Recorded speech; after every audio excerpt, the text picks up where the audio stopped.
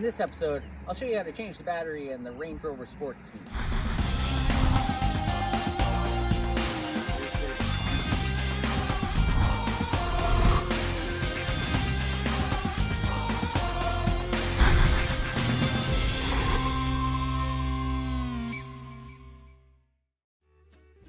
Okay, so here's the key here. It is the key for my wife's 2007 Range Rover Sport. It is the same key used on the Land Rover LR3, so if you have one of those, this tutorial will also work on that. I have replaced the actual case already prior to replacing the battery here. So it will come apart a little bit easier than the original stock item, but what you'll find is you may just have to break yours apart if it's broken, and I would recommend having one of these replacement key cases on hand before you do that, because it possibly will not go back together afterwards. So these are found on eBay. They're not very expensive. This one even says Land Rover on it. So yeah, let's get started. First thing to do is, basically mine has a little screw holding it together here, so I will remove that screw.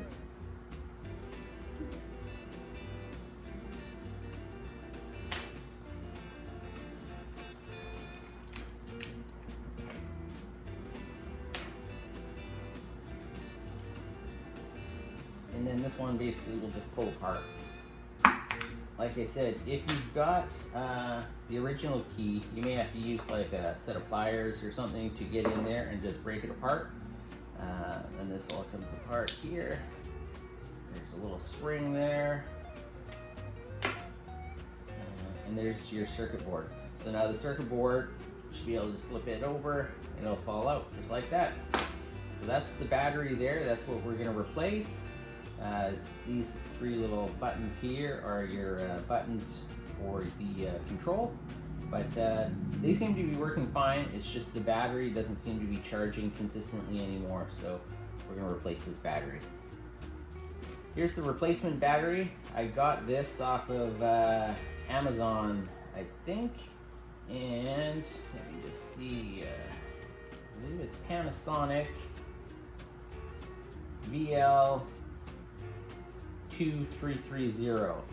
But if you also search up just Range Rover Sport or LR3 key fob batteries, you'll see them come up. I think these were fairly inexpensive. I think I got 3 of them for $20 or something like that. They did come from the UK, so it took a little while to get here. So you may want to plan ahead, but yeah, let's get started. Okay, so once you've got the circuit board out, what we're going to do is just kind of pry up this little tab here and get it unattached from the battery, basically breaking it apart, and then we move on to the next step.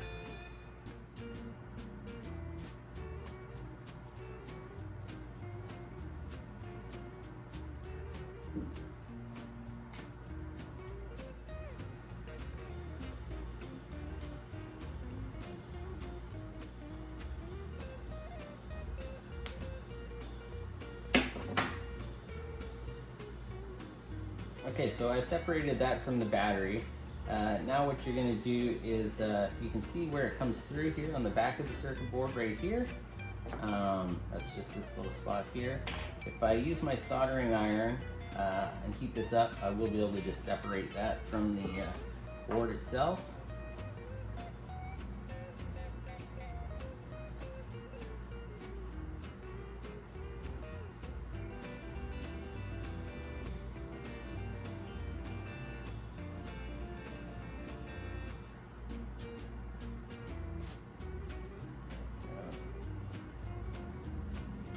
Okay, so that's the one terminal. The second terminal is here. So what we're going to do is just kind of see if we can release the battery a little bit first. You just want to be careful with these plastic clips because they can break and you don't want to do that. So.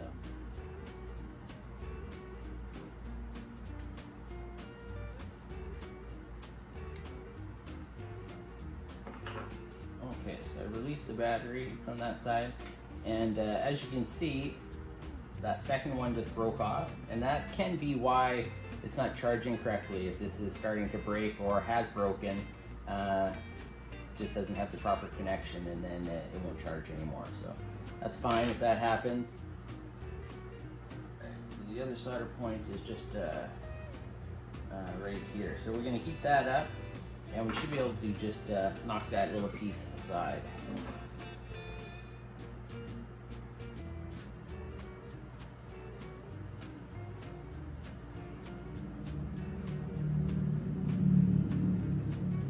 There we go. So that's just a little piece on the end there. So at this point, what we're going to do is remove the little battery case or holder here.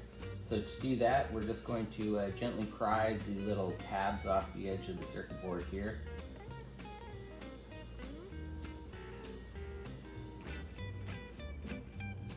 Just go slow. I can just do it by hand. So do the one side and then the other side here.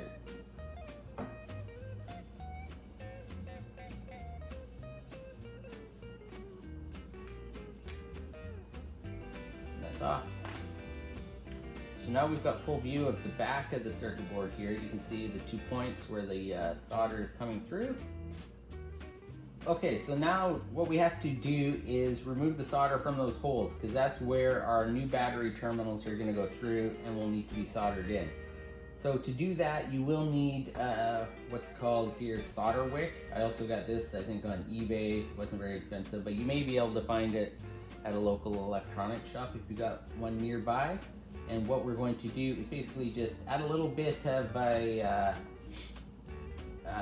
flux to this, and then hold it over the hole and heat it up, and it should suck that solder out of those holes to leave them clean and clear for the new battery. So that's what we'll do now.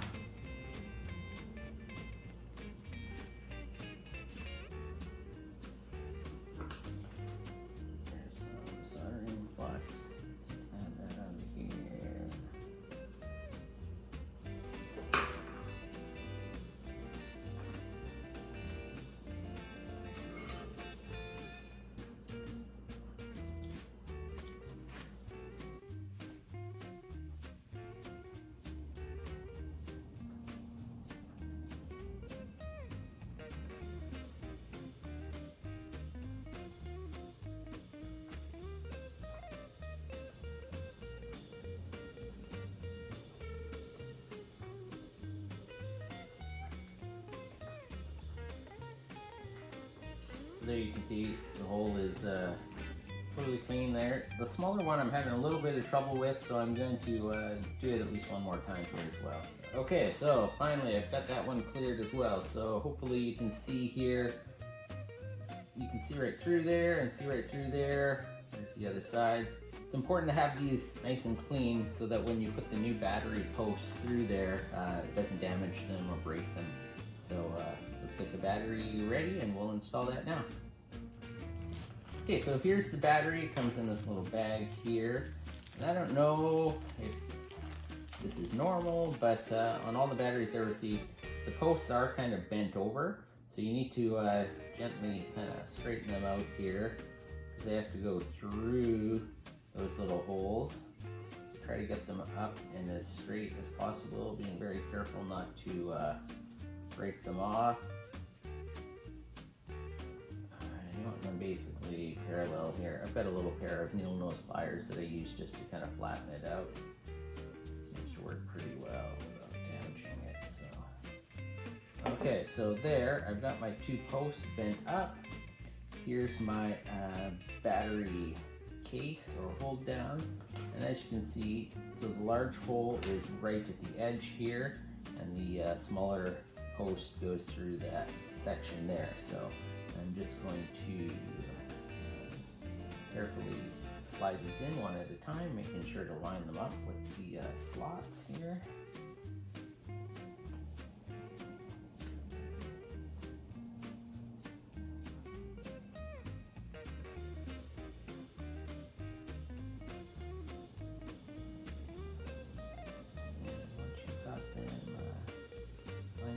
Slots, you should be able to just kind of snap the battery in underneath these plastic prongs that we bent back to remove the old battery. So now you can see the metal prongs are through, and it's time to apply it back to the circuit board here. So again, it's going to carefully line up the prongs here, larger one there, and the smaller one up at the top here. Don't force anything, because you don't want to snap them off at this point here.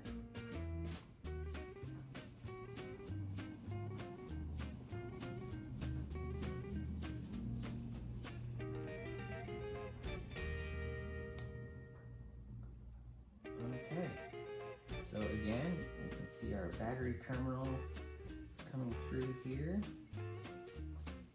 and now it's just a matter of adding a little bit of solder around there with some flux, and it should just fill those holes, and we should be good.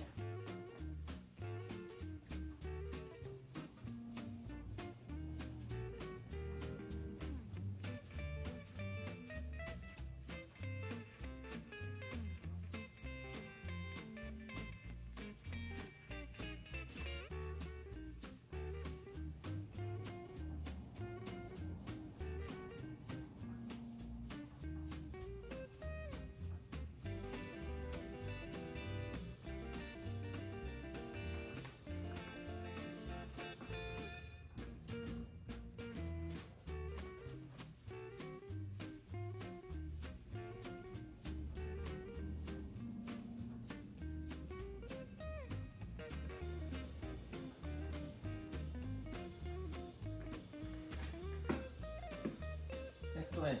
Okay, so those are all soldered together now. Now it's just a matter of putting back together the case. Okay, so we've got our case here now, and these are the parts. We've got a little spring, we've got our cap, and we've got the key itself, as well as our rear mounting thing. Quite often I like to put this in first so that I don't forget it afterwards, so it'll just slide into the bottom there. Then we're going to the spring into here, and this will only basically go in one way here, so once you get that into there, that's good. And now you can see that on the spring there is a little bit of a tang there, so that has to go into, line up on here, and there you go. So now, we want this to spring this way. So what we have to do is kind of wind this spring back a bit, a couple times probably, just to get some tension on that spring. Once. Let's go one more time here.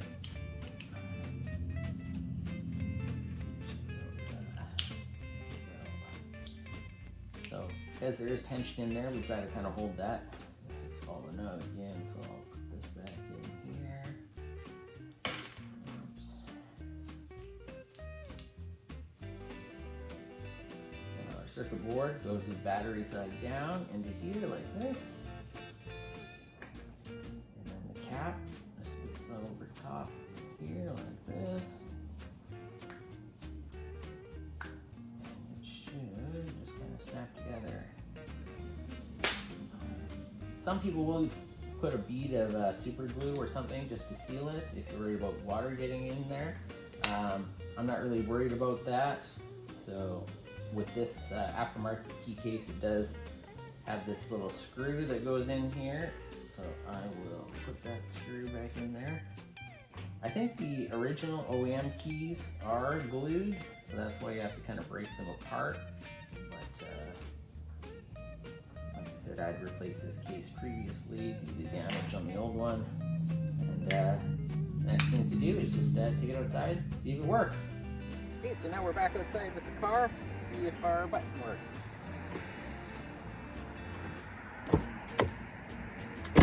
Fantastic. Check the locks. Looks good. As always, if you've enjoyed this video, please like and subscribe. We'll see you next time on Analog Generation.